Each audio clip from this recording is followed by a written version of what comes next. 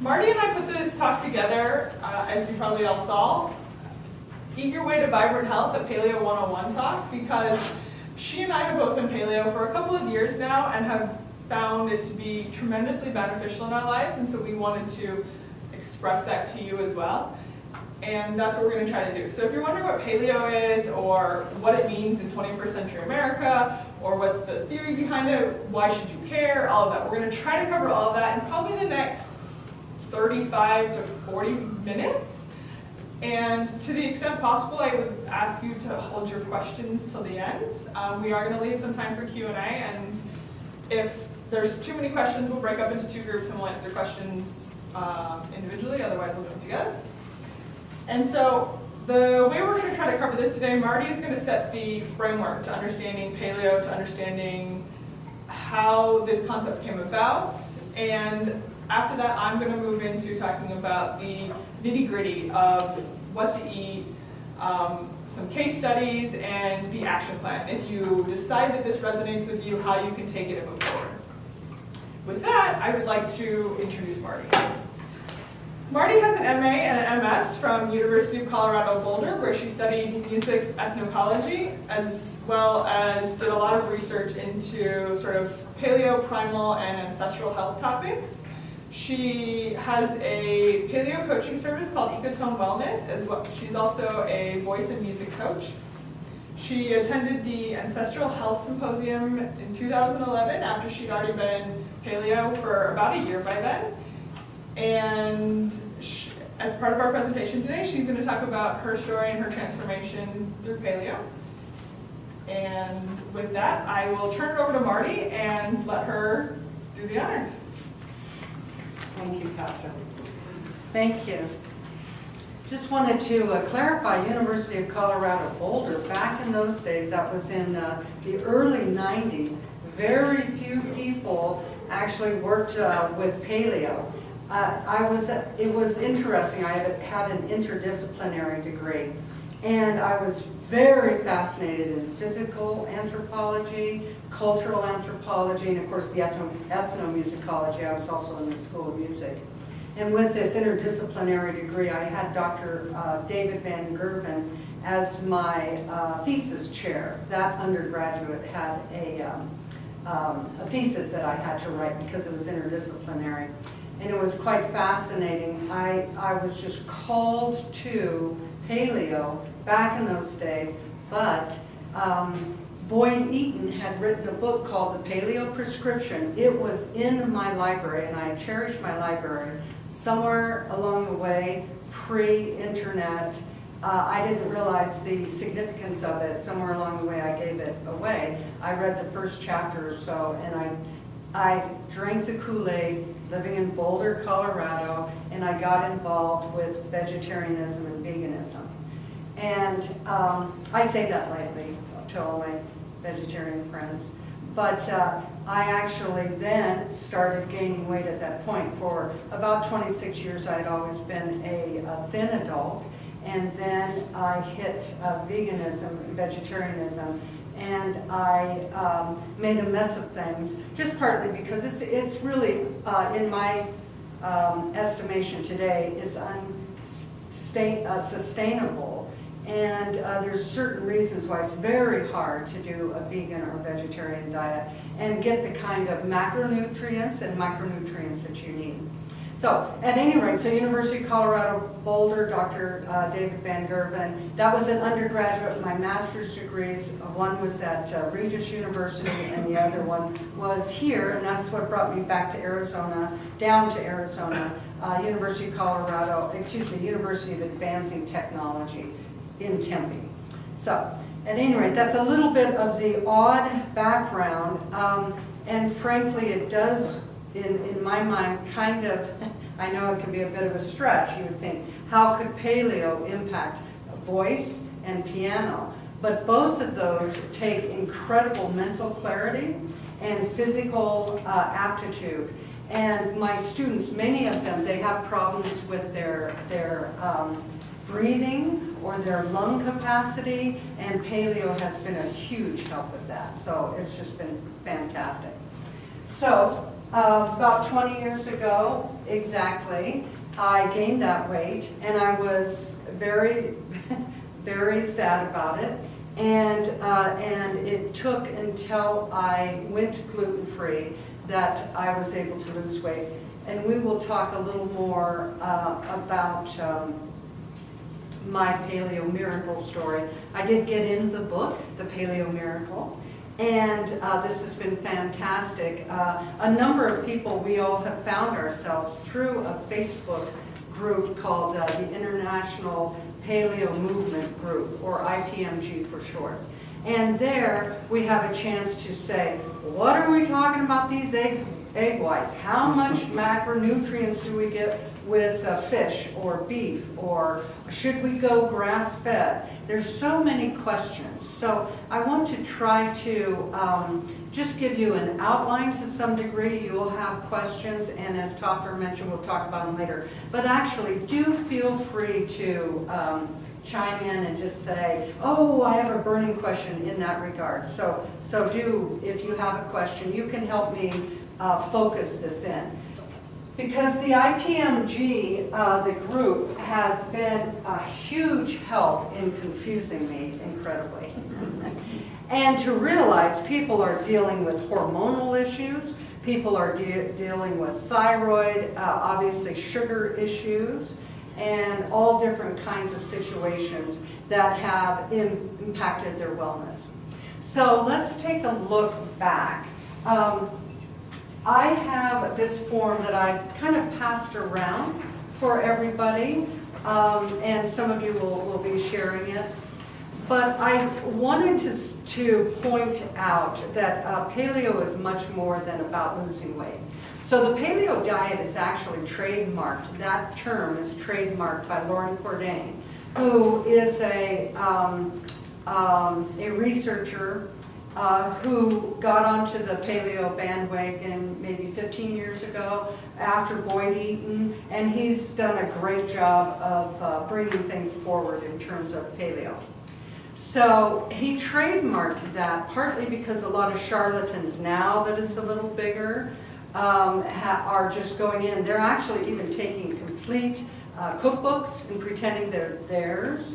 They have websites, and also they're saying, well, we're all unique snowflakes, anything goes with paleo. And we're like, no. There's a few specific tenets that earmark a paleo diet. So what might those be? So we can learn a little bit about those by defining why we call it even paleo diet. We also might call it primal, we might call it ancestral, and again, some people might say, well, I call it primal because of this, and someone else says I call it paleo because of that. Okay, so, but specifically, paleo is short for the Paleolithic era. And as far as human beings, we, just like us today, have been here 1.5 million years. We're not talking about any kind of evolution from other primates or anything like that. So 1.5 million years is an incredible long period of time that you would live in a specific environment, and that environment would force you to adapt to that. If it's hot, cold, if the water is scarce, if sugar is scarce, which it always was, because we actually ourselves have bred things like our fruits and even vegetables and even meats, I guess, for that matter, to have more sugar content, you know, corn-fed. We have more calories because there is a human imperative to absolutely adore sugar. And that is because during that 1.5 million year, the bulk of our ancestry, prior to the Neolithic period, which is the onset of agriculture, prior to that time, calories were scarce.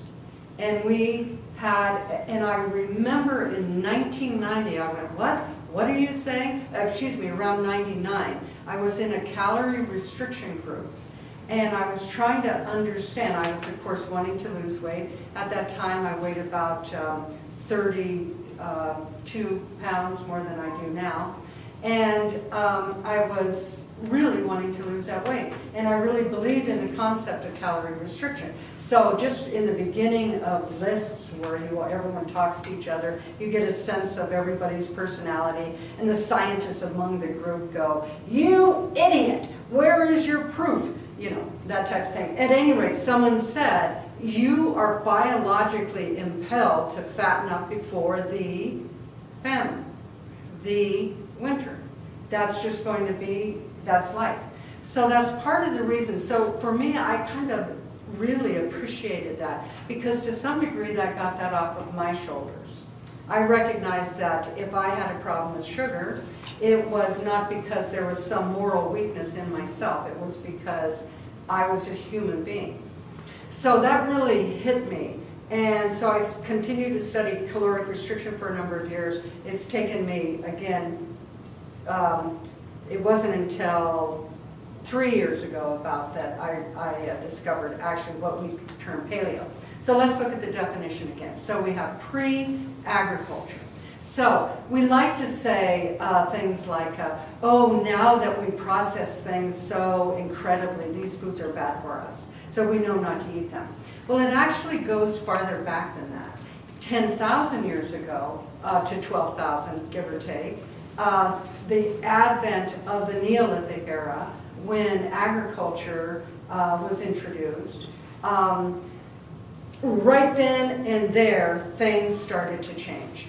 We started to, because it was natural, we said, you know, this fibrous, these bitter fruits and vegetables we're eating, I mean, come on, we can do better than this. So, for instance, the regular banana is massively different than what we think of the banana today. The real banana, the real corn is massively different.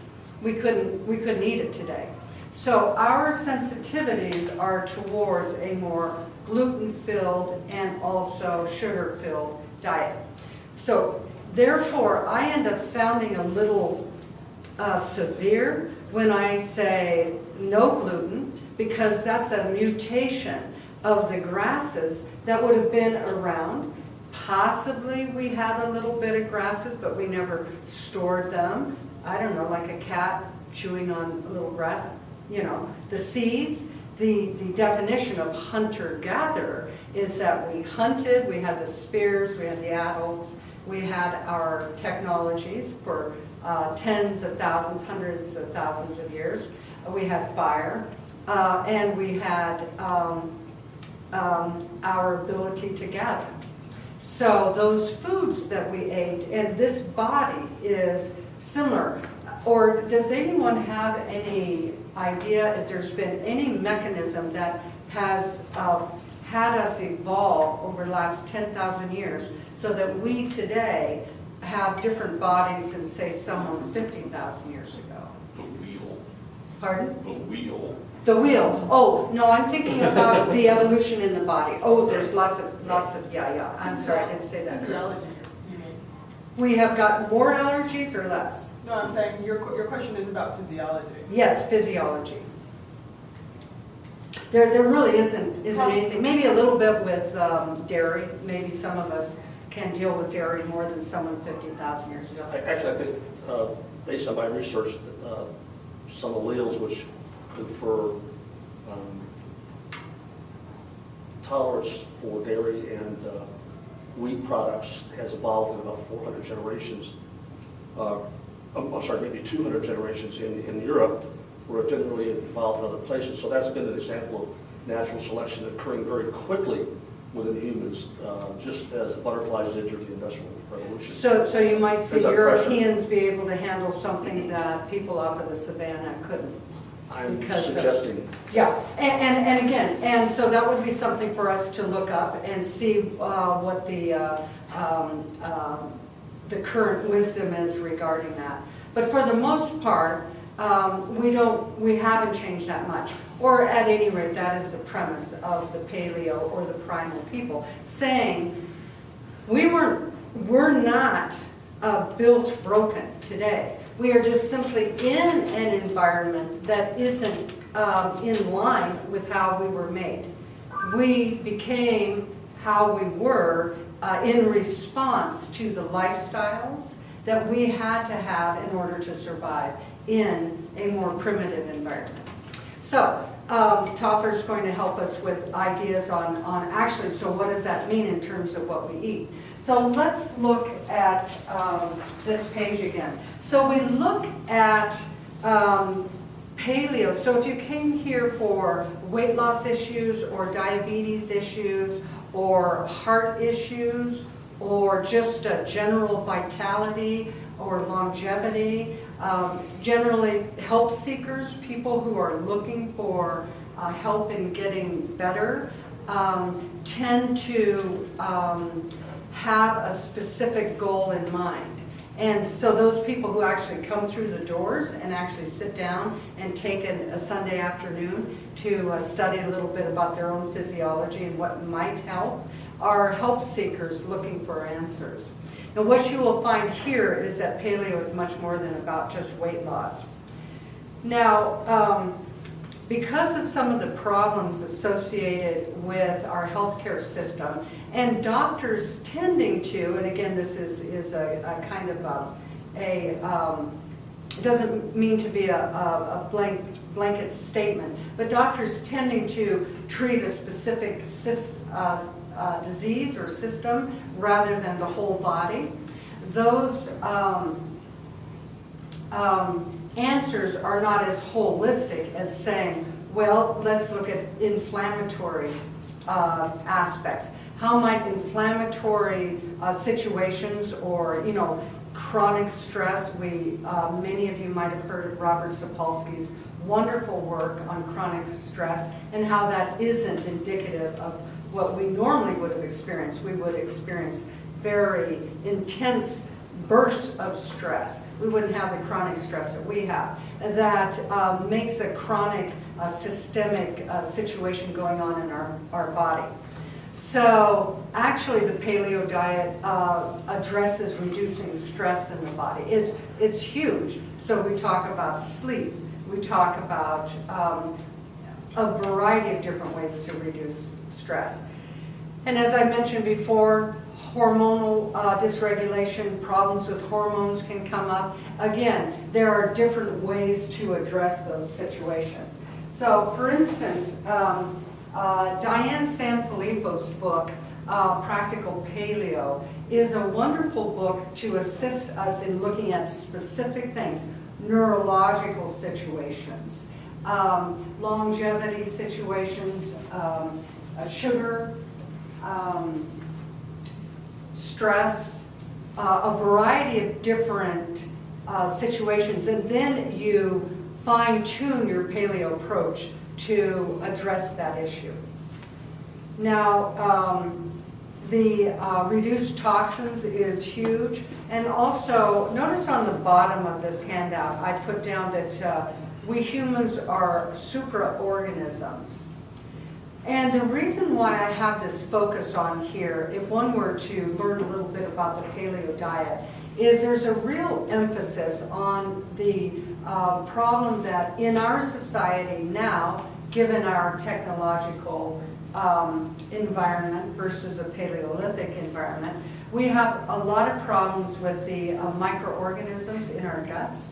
And we also are eating gluten, most of us, and the microvilli in our gut gets mowed down and or stuck down, and we can't then therefore absorb the nutrients. So as some people say, it's not what you eat, it's what you digest.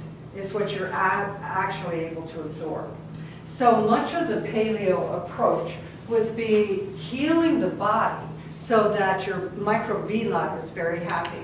And I'm working to try to figure out, well, I'm going to take probiotics and prebiotics to assist me in making sure that my gut is very happy, which, by the way, pre-paleo and as a gluten eater, I just had a horrible time with my stomach. And after paleo, it's changed dramatically. But still, nevertheless, it's only been less than 3 years that I've been doing paleo.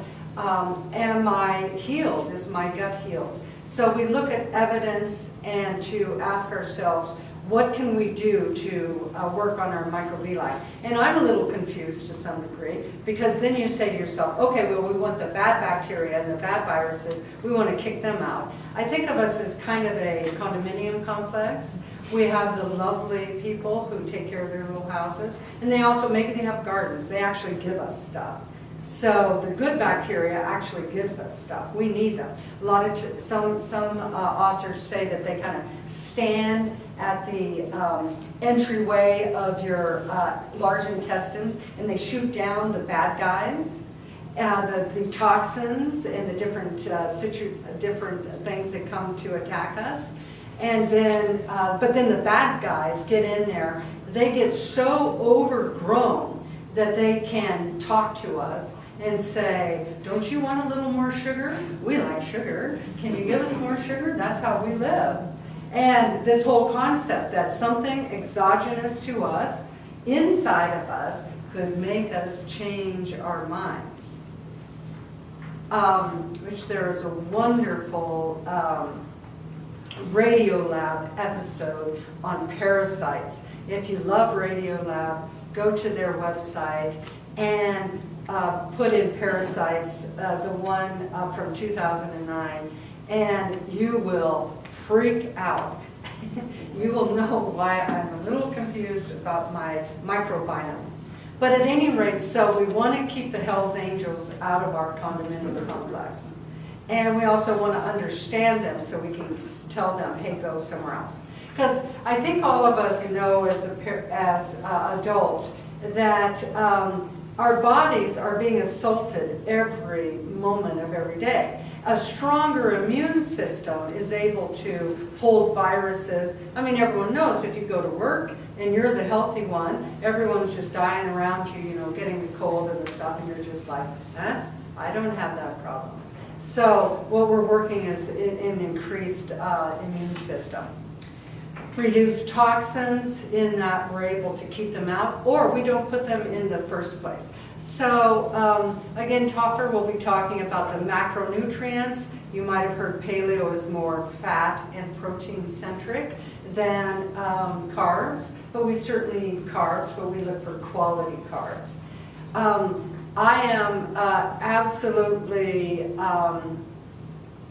well, like a lot of paleo wellness coaches and authors, we pretty much just say gluten, sorry, bye-bye. It's just not, it's not a food. I don't want to eat this chair.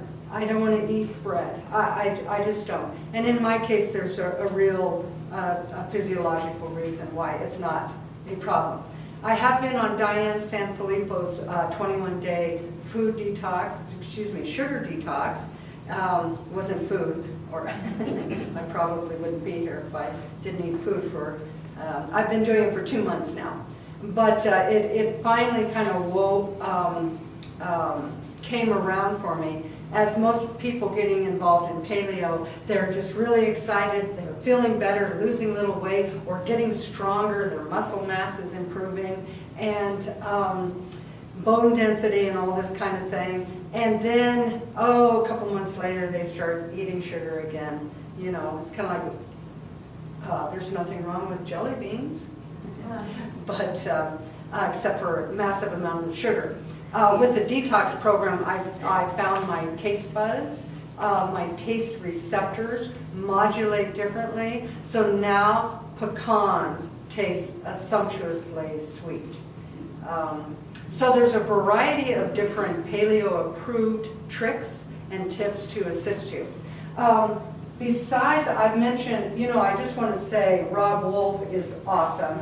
At the Ancestral Health Symposium, I got a chance to meet everyone, and you know, almost everyone. But I went around and just tried to get a pulse of things. You know, Gary Tobbs has really helped us. I don't know if the guy who wrote Wheat Belly was there, but Boyd Eaton, all of the old standbys. But also I met the Whole 9 people, the Whole 30 program. Very similar to the Cleanse program, and they give you step by step. If you don't want to figure out all the minutia on your own, you can join some of these programs and they can assist you. Buy their book or go on the Facebook page and say, hey, I have a problem with this. Is this a problem? Or can I go ahead and eat this? As it turned out for me, I tend to kind of stay away from sugar, fruit even, just because it's really not that natural. In terms of it's plump and sumptuous and all that. I don't want to go there in all that sumptuousness. So I just stay away from that. I put a little bit of sugar, and I should probably do something a little better than that, in my tea, and that's pretty much what I do. I might do a little bit of dark chocolate, but I'm still kind of working on that intense sugar reduction. It's a wonderfully freeing experience. It really is fantastic. And I do want to say, a lot of times people will say, just have a little bit in moderation, have some of your weed and stuff. And I tend to be a little militant in terms of definitely not the wheat, because there are reasons. And Rob Wolf pointed out in his book, The Paleo Solution, that wheat doesn't want you to eat it. So it has built-in toxins. Now, if we eat a deer, well, it's already lost the battle. We've already, put it on our plate. Deer don't want to be eaten either, and so they have hooves and whatever they can to survive. But wheat also has toxins that it'll either try to, in his estimation, it'll try to sterilize you so there's no more of you terrible species coming around trying to eat it, or it will also mess up your gut to kill you. So there's some real reasons, and he just says that's just it, no gluten. Now, as far as grains go, there's going to be some different concepts regarding how much grains. And the Weston A. Price Foundation, they talk about grains in a slightly different way than the paleo, primal, or ancestral people. So I've mentioned a few of the resources we have, a few of the various ways of looking at paleo. So I just wanted to also say I'm very excited that the Ancestral Health Society, which you can join for $50 a year, really want to keep it as scientific as possible. And they are going to be publishing a peer-reviewed journal on these concepts to really look at whether or not paleo is sustainable and good for the human body today. We, of course, have a bazillion anecdotal evidence for how Ecotone Wellness is. But do remember, just because Ecotone, does anyone know what an Ecotone is or an Ecotone? It's just real quickly, it's you got a beach and then you've got a forest, or any kind of two diverse environments, ecologies. Where they come together is a little ecology that's only specific to itself. Has a little of the forest, a little of the beach. And this has been the huge thing about paleo, primal, ancestral, is each one of us says, this is the way I'm going to do it. N=1, I'm going to do my own experimentation. I'm going to focus on this. I keep hearing Rob Wolf says this, Lauren Cordain says this, Mark Sisson says this. I'm going to do this because I feel that this is what's going to help me. Or my naturopathic doctor says this, my chiropractor or my doctor says this, I'm going to do it this way, or my wellness coach. So it's specific to you. And that's been kind of the takeaway with paleo, is it is specific to you, but yet there are principles of the Paleolithic era. So thank you so much. Thank you.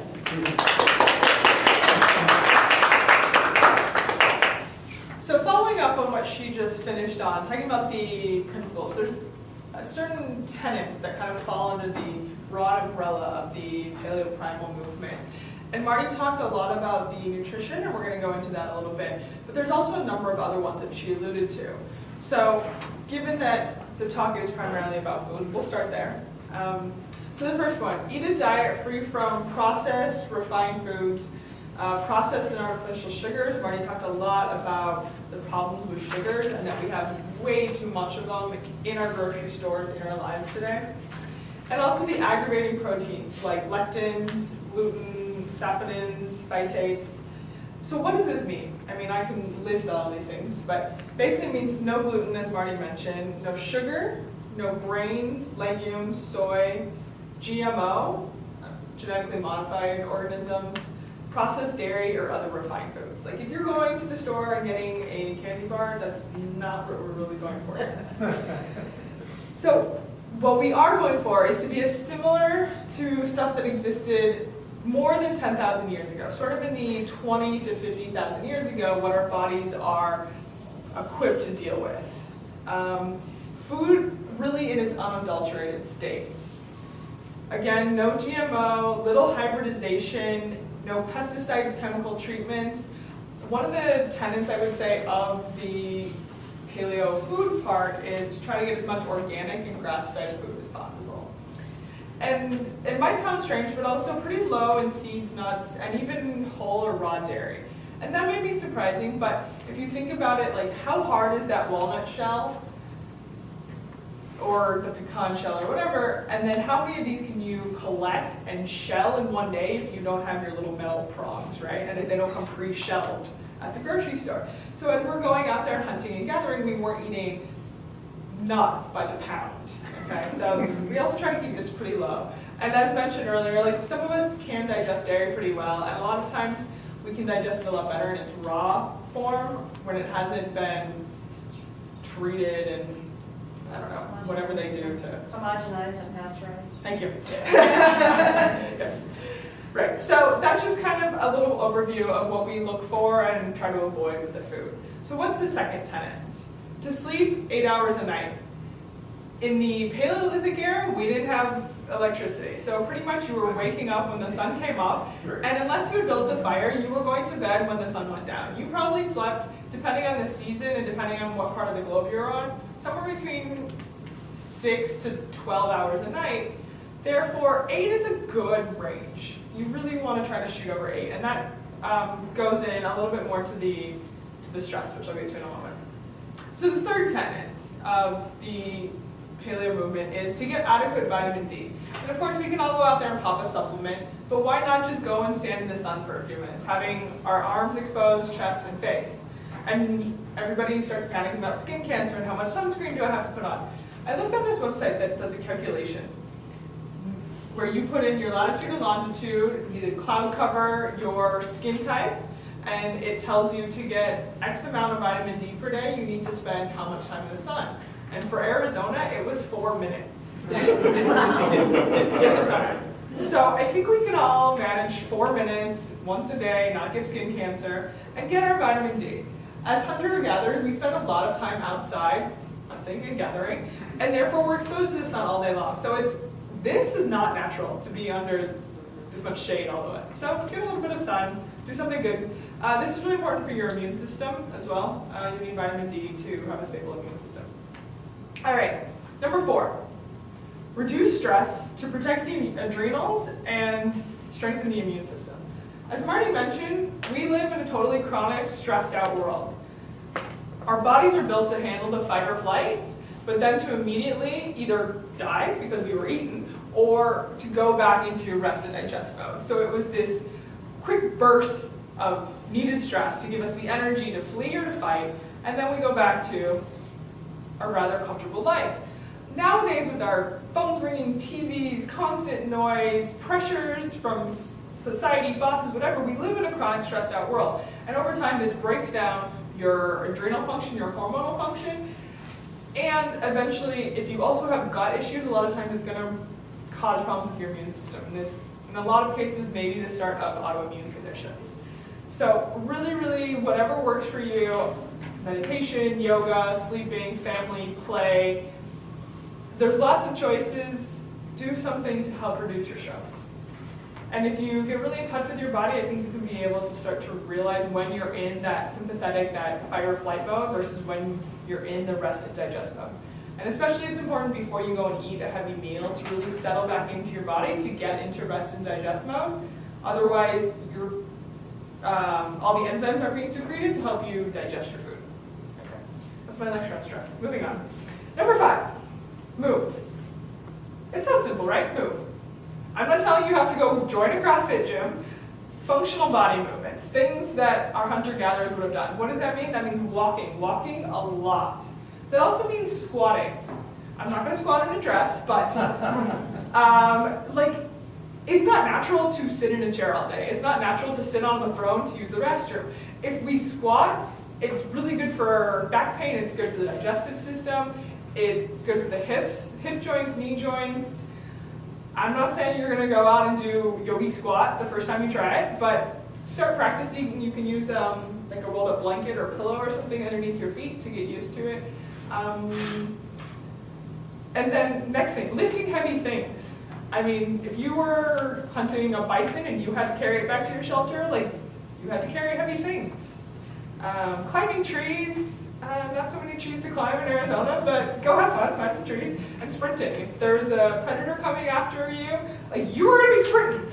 Or if you need to go catch that bison for dinner, you were gonna be sprinting. So, not necessarily the first step, the other one's a good first, start with the walking, the squatting, but after a while, maybe you wanna sprint. And then take a break, and then maybe sprint again. But then, again, with the rest and digest, before you go and eat, make sure you go back into resting and digesting between the sprinting and the eating. Just my word to the wise, okay. And now, the 6th principle of paleo, make time for relationships. In our Paleolithic era, our society functioned solely based on relationships. No one could survive in that environment by themselves. They had to rely on their community members, on their partners, on their family. And that's what I find that we are lacking quite often here. So what I'm suggesting is we build a community, create deep, meaningful connections with the people around you. Unplug from the phone, the internet, the TV, and have a real face-to-face conversation. Be totally present and in the now. Actually listen when you're with a loved one. Try to be in the room and not have your mind be somewhere else, and that way you can establish a more deep and intimate relationship with the people around you. Try to be open about it. And honor those around you. This is how we create that community that supports us and supports them. And I think part of that is touch. So like if you have a partner, go give them a hug. If you have a friend, go give them a hug. Like we don't need to be as stoic as oftentimes we are. Just my 2 cents. But anyway, those are the 6 tenets of the paleo concept in my mind. So the question is, what if you start to incorporate some of these into your life, what might happen? Why should you care? What changes might you see? How might all of this affect you? So I wanted to look at a couple of case studies. I'm going to pull a couple of them out from the book, and then we're going to have a third live one. The first one, I'll pass around the book after I talk about it, so you guys can see the pictures, is Deanna from New York.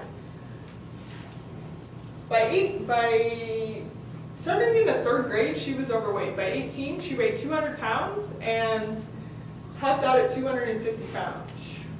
Then she decided to chronic cardio. So what's chronic cardio? This is basically spending somewhere between 30 to 60 minutes a day on a treadmill or an elliptical or something, which also can burn out your adrenals so that you don't have your hormonal system working correctly. And what she found with this chronic cardio approach is it wasn't going to be sustainable in getting her to her weight and her health goals. And then she found the Paleo Primal, and what did she do? She incorporated the sleep requirements to really focus on getting the 8 hours of sleep. She ditched the chronic cardio, which is important, and changed her eating habits along the lines that we've been talking about. What was her result? She lost 125 pounds, literally half her body weight. She had more energy, better body composition in terms of muscle to fat ratio, better complexion, and thicker hair. So that's Deanna. And then the second one that I would like to point out from here is Wade. And again, I'll pass the book around so you can look at pictures. Wade had ulcers, reflux, a BMI of 47, asthma, sleep apnea, was on countless medications, used a sleep apnea machine at night. And with a month of quitting grains and sugars from going on the paleo diet, he saw improvements in his asthma and gastric reflux and lost 15 pounds in the first month. in the ensuing months, he got off all of his prescription medications, and over the course of 11 months, lost 105 pounds, which is about 8 to 12 pounds a month. Added strength training. He has no more sleep apnea and no more lethargy from insulin crutches. So I would like to bring our third case study up to talk about her experience with going paleo. Marty, would you like to share your story with us? I would like to. Part of the reason why I get so excited, I'm kind of like a groupie. I was like beside myself at AHS, the Ancestral Health Symposium in 2011, and everybody handled me really well. I was like a groupie with Mark Sisson, and I looked at him and I said, you know, you're so much more pleasant looking than I thought you would be. And he handled me, you know, he didn't look like, hey, don't try to pick me up or something. He just said, well, thank you. But at any rate, I was so excited because I literally almost died because of the sleep apnea, and actually what I had was anaphylactic shock. And if you had, I couldn't remember, it was probably 6 or 7 times that I had it. And it was just horrible. Now, I haven't been tested to see that I obviously have a gluten sensitivity. I'm hoping I don't have celiac disease because even I stay away from gluten, but that's pretty bad stuff. One of the things with celiacs that I didn't know was that you get these, some people do, get these allergic reactions, and you're in just crushing abdominal pain.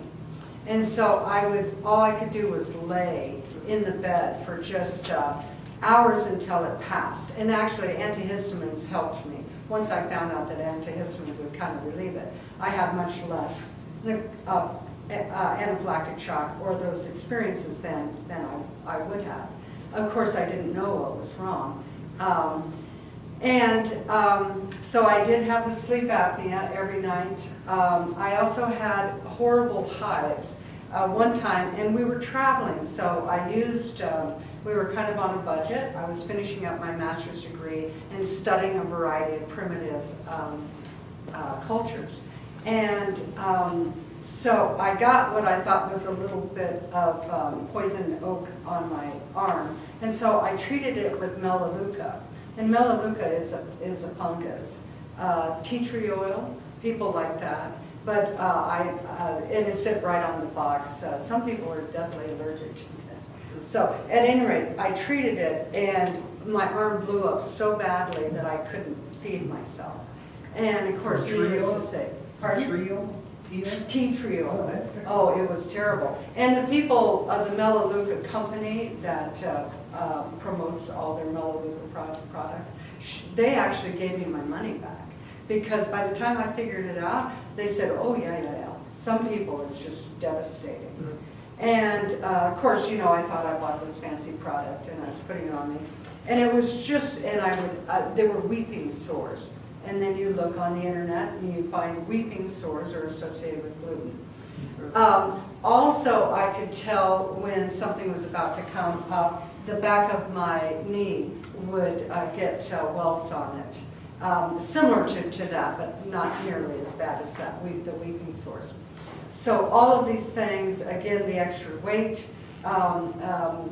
Also, when I was vegetarian, I exhibited some mental issues similar to what Nora Gedgaudas and other people talk about in terms of vegan, especially vegan problems with the lack of neurological support. And there was an incredible, very unpleasant intensity to me. I wasn't able to sing like I could normally. And it was really devastating to my life to lose some of that mental clarity that I'd had prior. You can see it in videos. Prior to becoming a vegetarian and then afterwards, everything just changed. You could see it in my intensity. So, not that I am not intense anymore.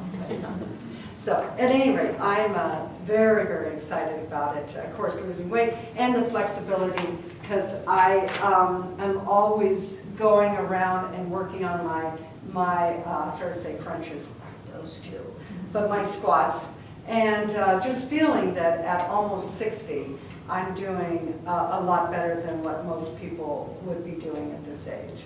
So I'm just like over the moon about paleo.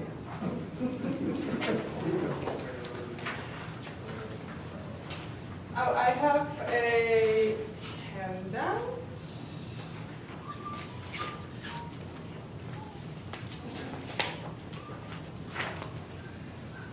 So this is taken from the Practical Paleo book.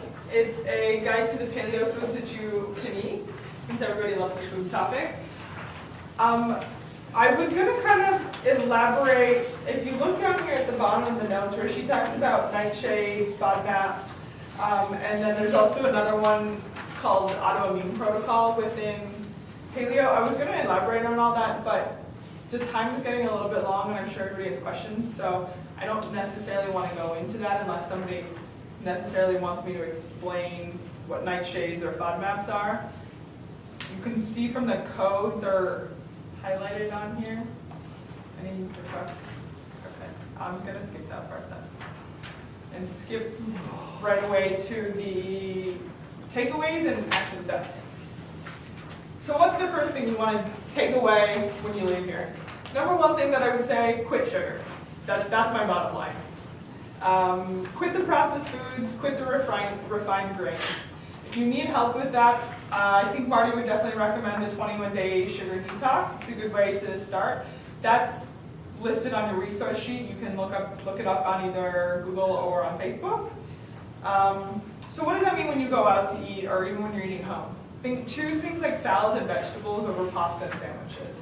This is going to be your better choice for really nutrient-dense carbohydrates, but also as a way to feel full without the processed foods and the refined grains. And if you need help with that transition, I'm sure Marty can help you with that. My next recommendation would be to heal your gut and get enough sleep. Okay, this is really important for total body wellness, to the health of your immune system, to balanced hormones and good energy. And if you have transitioned to a paleo lifestyle and you're not seeing the improvements in your gut health or your hormones or whatever else, or you just think you need more support with that, you can talk to me and I can help you with that. My next thing, as you might have got from my earlier presentation, was reduce your stress. This is huge. I mean, if there was one thing non-food related, it would be stress. You gotta manage that as best as you can.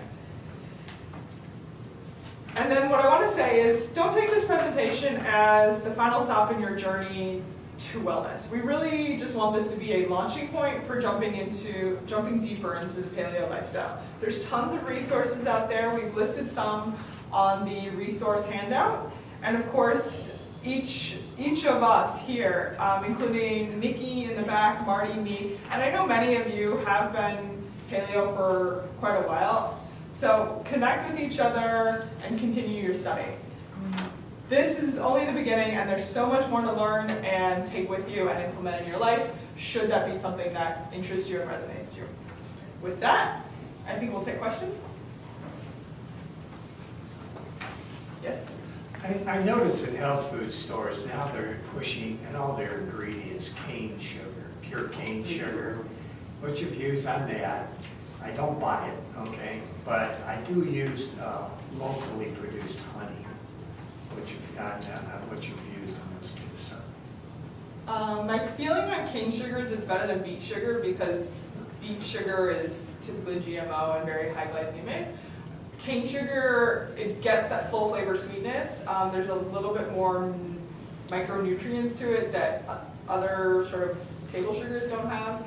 It's still pretty high glycemic, but I think it gives people the rich flavor who are needing to come off of white sugars. It's not my ideal choice, particularly if you're cooking at home.